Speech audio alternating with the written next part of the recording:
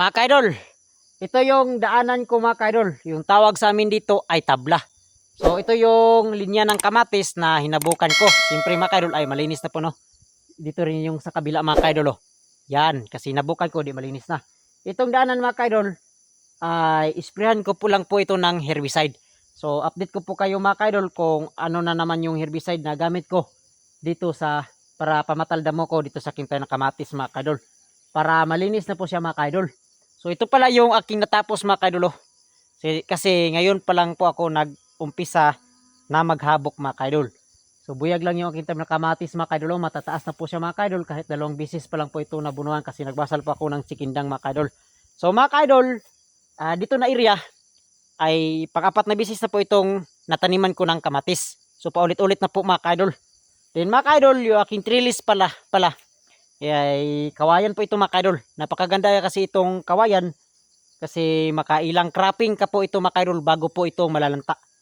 Then mga kaidol, yung aking pamaraan pala mga kaidol, yung talianan ko mga kaidol ng aking tanim ng kamatis, ito yung tanim kong kamatis, ito yung tali niya sa itaas mga kaidol. Yung tawag sa amin dito ay mga kaidol, twine. O tingnan nyo mga kaidol. Then mga kaidol, yung aking pamaraan, sa isang linya na ito mga kaidol, ay dito sa itaas, 2 yung dapat niya talian. Meron dito, meron din dito sa kabila.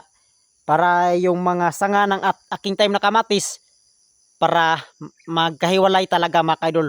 Yung banda dito na sakir mga kaidol, ay dito ko itatali.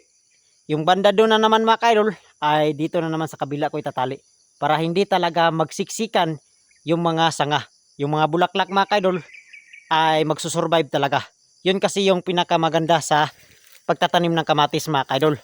Yung mga bulaklak talaga ay dapat hindi yan malalaglag. Hindi yan makon mga kaidol kasi magsusurvive yung mga bulaklak. Siyempre mga kaidol maraming ani. So ganito lang yung aking pamaraan mga kaidol. So ako pa lang yung nakakuan dito mga kaidol gumagawa. Yung isa lang yung trellis. So tingnan nyo yun talaga mga kaidol. Isa lang yung trellis pero yung dapat talian doon sa itaas ay 2 po mga kaidol.